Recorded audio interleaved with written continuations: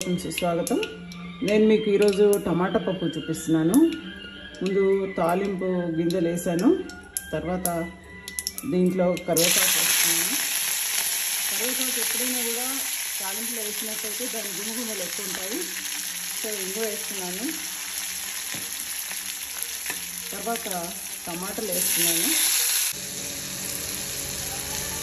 ఈ టమాటాలు కొంచెం మగ్గినాయి.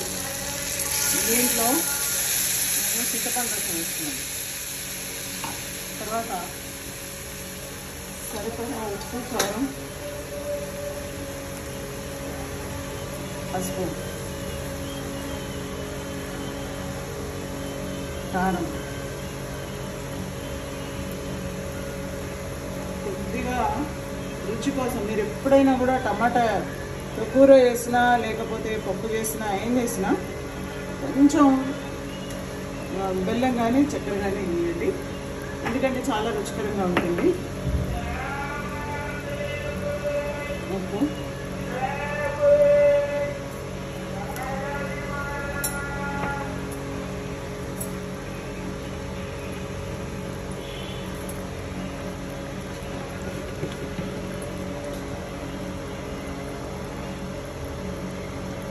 సాంబార్ పొడి,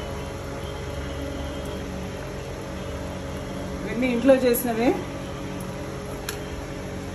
సో ఇవన్నీ మరుగుతున్న క్రమం లోపల మనము పప్పుని వేసుకోవాలి.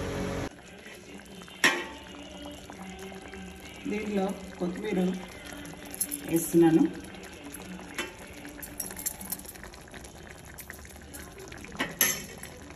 పప్పుని రుద్దిన పప్పు ఇది కొంచెం పొట్టుతో కనిపిస్తుంది మీకు. పొట్టుపప్పు వాడతాను నేను, మీకు ఆర్గానిక్ పప్పుని వాడుతున్నాను నేను. కొంచెం పొట్టు ఉంటుంది, ఇది ఇసురాయితో ఇస్తుండేది ఇది. సో అందుకని కొంచెం అలా కనిపిస్తుంటుంది. చాలా రుచికరంగా ఉంటుంది పొట్టుపప్పు.